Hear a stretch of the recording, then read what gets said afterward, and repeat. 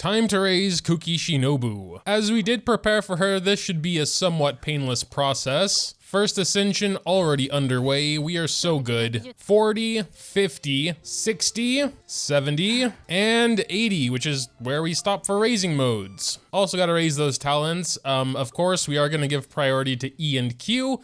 I guess they don't have that yet, but I would assume E is probably the most important, followed by Q, since I think most of her utility does come from E. Her burst for some reason just seems to be a damage skill. I don't have a ton of hope for seeing a lot of damage today, but maybe I'm surprised. We are gonna get her burst up to 6 as well, since that's what we prepared for, but yeah, her basic I don't think is really worth raising. Usually what I like to do now is go through her talents, gonna quickly explain her kit. There's nothing really special about her basic attack in any sense of the word. It's a basic attack. As I was saying earlier, her E is probably the most important thing about her. When she casts it, it costs 30% of her current HP. This cannot go below 20% of her max HP. But yeah, it's a decently packed skill. At C2, it has a 100% uptime, a 15-second duration, and a 15-second cooldown. And even before C2, it has a nearly 100% uptime. Of course, this is considered off-field damage. She doesn't need to be on the field for this to be activated. And while we do have a lot of off-field electro applicators, the unique thing about this is that you don't need to attack for it to work. It just goes on its own. This does seem to be the only skill that actually heals. But yeah, I mean, we have off-field damage, off-field electro application, healing, and a 100% uptime. So all in all, it's a pretty packed skill. And then we have our burst, which is essentially just a damage skill. It lasts nearly twice as long if you use it while she's under 50% HP, so that's always something you kind of have to think about. But if you're using her Sanctifying Ring very often and not trying to heal her particularly, then it might not be too hard to stay under 50. And because the duration is nearly doubled, the damage is also nearly doubled, from 35 to 60% of her max HP at level 6 here. And if I learned anything from playing a lot with Yelan, 60% of max HP is kind of something. Again, I don't really expect to do massive numbers with Kuki, but we're gonna give it a shot. Her first passive here again gives her a bonus if she's under 50% HP. Healing bonus increased by 15%. And then her second passive is pretty interesting as well. She gets kind of like an elemental mastery scaling in a way. The healing amount will be increased by 75 and the damage dealt will be increased by 25% of her elemental mastery. It's a pretty weird scaling, so we'll probably have to test how it works. I would imagine it's actually a flat number since elemental mastery is a flat number. So like if you have 1,000, you know, she'll heal 750 more per tick, perhaps. Probably then boosted by healing bonus, all the calculations, blah, blah, blah. But that is her kit in a nutshell. A little bit weird, a little bit unfortunate that not everything scales off of HP like Yelan.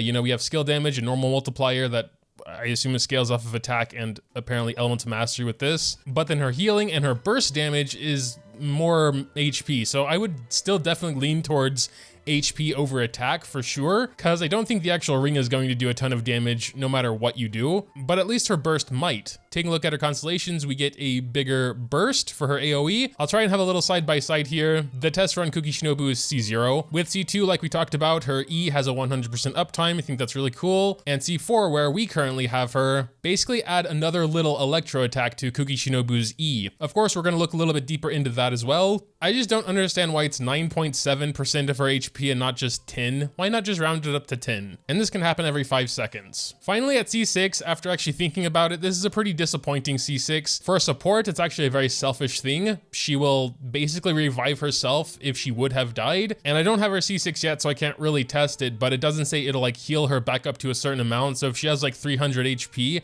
and she gets hit once, then she doesn't die from it. But if she gets hit like a second time from a really quick attack, then maybe she'll die. I don't know. It just doesn't seem that great, but the second part of it is a little bit better. She'll get 150 elemental mastery when her HP drops below 25%, and that can happen relatively easily with her skill. It's a very inconsistent buff though, because it has a 60-second cooldown and the buff lasts 15 seconds. But, you know, for those 15 seconds, you'll get a bit of a bonus from her passive. But yeah, I mean, a lot of other supports, even 4-star supports, will definitely more focus on your team. Barbara will revive someone. Goro and Sara give pretty nice damage increases. Benny Boy literally nukes himself into oblivion. That's basically talent and constellation overview. I would say C1 or 2 is perfectly fine. C4 is maybe a nice to have, we'll be trying it out. Now we gotta decide on her build. I was really thinking Primordial Jade Cutter. It seems absolutely perfect for her. Not a huge amount of base attack, but HP increased by 25%. I know it's a 5-star weapon and these reviews are generally like more free to play-ish, but like she's also C4 on day 1, so it's not really gonna be free to play regardless. The second part of the passive where you get an attack bonus, it'll help a little bit because some things do scale off of attack. Plus, I think it looks nice on her, so we're probably gonna start with that. And also, you know, we're probably not gonna be doing a god mode for a while because she's not C6, and that's kind of a rule I have set in place. And yeah, I don't really plan on getting her C6 until it happens by itself. Anyway, as far as artifact set, I know the test run Shinobu was using Tenacity, and I actually think that's a really good set for her because, again, 100% uptime on her E. It's always consistently attacking. 2 pieces HP. I just think it's a really solid set. So we're at least going to start with that, which might be an issue because we're stealing all of Zhongli's gear and you kind of want a shield. I mean, you don't need a shield for the set, but like ideally you would have one. So yeah, I stole most of Zhongli's stuff. Of course, obviously gave her an electro damage cup and a crit damage circlet. I mean, she has pretty solid like DPS stats, 81 crit rate, 144 crit damage. I want to see though. I want to see if she can do damage. And then we might just go like full HP so her healing heals better or whatever. Although, again, like with Zhongli, you probably won't need much healing. So yeah, she's not currently really built as a healer. It would be interesting to see if it's still enough. She does have some energy recharge, but I guess she doesn't really need that unless you're going for damage, because her burst is like just damage. We also have very little element mastery, so she's currently not getting much benefit from her passive there. Might want to try and change that. We'll probably swap an artifact around with some more element mastery and see how it affects things. But for now, she is built. And coincidentally, our Zhongli needs a bit of heal. Oh god, he has 15,000 HP. That's right, we stole everything. I have 2 tenacity sets, so I'm just gonna keep him in tenacity, I guess, for now. But yeah, I don't think you really need 2. Regardless, our Zhongli still needs some healing, so let's check out that healing first of all, just to see what it does. 2,000? Actually not bad at all, you know? Look at how fast that is going, and then consider it has a 100% uptime. Gonna go ahead and go to my Yelan, which has 40,000 HP. I don't remember her having that much. But yeah, actually, I would say that is a perfectly adequate amount of healing, especially if you have a shielder. And honestly, if you're a bit careful, even if you don't have a shielder, it's still not a ton of healing though. So I would say like clam set would be more or less off the table, but like passively, oh, she was healing more because she was under 50. Yeah, you kind of just have to swap to her, do her E really quick, and then like not anymore. So we're gonna try and do that again and just swap off. You really kind of need to if you want to keep her under 50. Next activation here should put her under 50 for sure, and then we can go to Benny and see what that does. 2,300, yeah, a pretty big difference, honestly. I'm sure it adds up, and we can actually see a bit of her passive damage here now, 1,300. It's not a ton, but we also have that C4 thing we can try out. Maybe it ended too quickly. Let's try that again. So, that does a lot more because it's based on max HP instead of attack. Did 4,300 there, which is a decent amount. There it is again, and it's AoE. That can happen every 5 seconds. Not really good either, honestly. It's just all right. Unless I'm missing something, I don't think it's worth trying to get her to C4 for that. Yeah, it's an all right little extra attack, but C4 worthy? Not in my opinion, nah. For electro applications, you already have plenty anyway. I imagine it's gonna be kind of hard to like get her burst when you're supposed to like not play with her so she doesn't heal herself and get her above 50%, because then yeah, everything's worse. So how are you really supposed to get her burst when you can't really play with her effectively? I guess if you had at least one other electro in your team, that would help a bit. Oh, I didn't think about that. Yeah, this thing kind of attacks by itself, so you gotta be a little careful around exploding barrels. But I guess that is a pretty niche problem. I mean, of course I was thinking like electro charge team might be pretty good. I don't know, we could throw like Ayato in there. I think he's still built. I mean, that is kind of like the obvious go-to for like an off-field electro applicator. I still kind of want to see what her burst can do, but I don't think I'll even need Benny for that since that is an attack boost. Well, I think we're more or less ready to try out her burst anyway. Yeah, I mean, it killed those Hilichurls, which I guess is something. But yeah, honestly, I'm thinking about giving up the whole damage angle. But it's like, what else does she really do besides healing? Which I mean is fine. There are like, you know, Barbara's kind of an only healer, I guess. But I feel like she's trying to be both because like her burst doesn't heal. I don't know, I definitely have mixed thoughts so far. Like, she just seems kind of weird. Her basic doesn't do anything really. She has a really packed E with a 100% uptime, but I don't know, it's really bizarre. You can count on it for a bit of healing and electro application, but that's like it. Like, she is built pretty DPS-y right now. Probably not really correct, like maybe just going full HP would be better. I don't feel like I really need more healing, and to get more damage out of her, generally crit damage is gonna scale better. I'm assuming so because I know for Yelan I know for Yelan crit damage scales better, and then I see that I have an HP circlet, a plus 12 HP circlet, and I was wondering why my Yelan has 40,000 HP and isn't doing as much damage as she used to. I didn't set that up on purpose. I think someone just stole a piece and I never gave it back. I mean, there is still the 4-piece tenacity set. Like, with her skill, she can take pretty good advantage of that. I mean, like, as long as you have a character that does scale decently well off of attack. I'm just gonna check. We have 2074 now. Probably it has hit them already. We should have basically max buffs.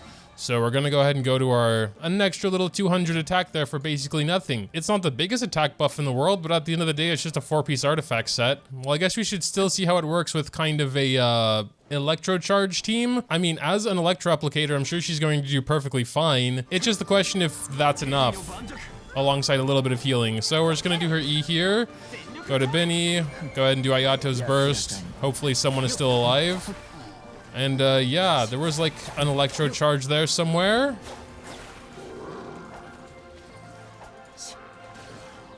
Now it's gone, unfortunately. But yeah, I mean, for that purpose, it works perfectly fine. So I think she could fill some sort of role because she does have the off-field electro application, but she also heals.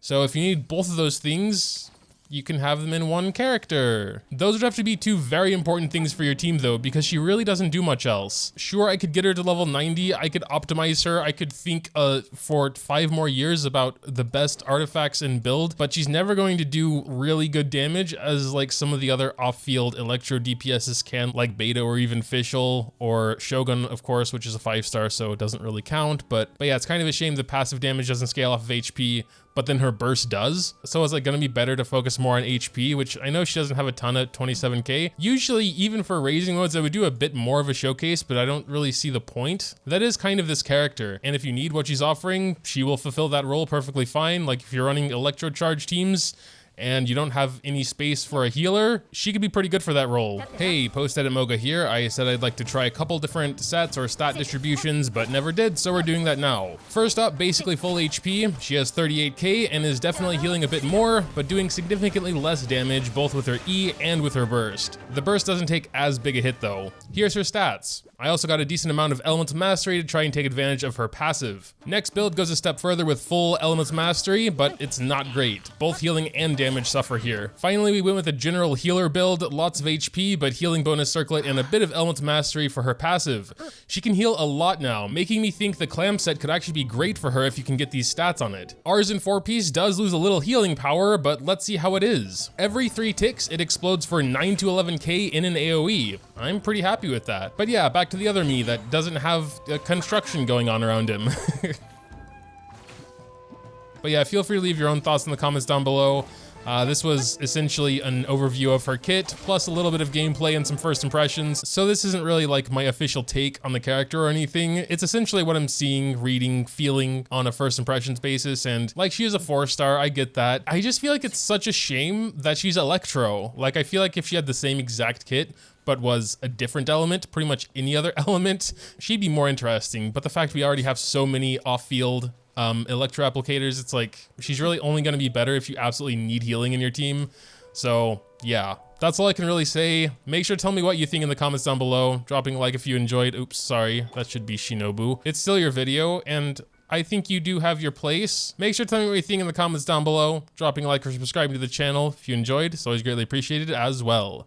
Thanks, as always, for watching, and until next time,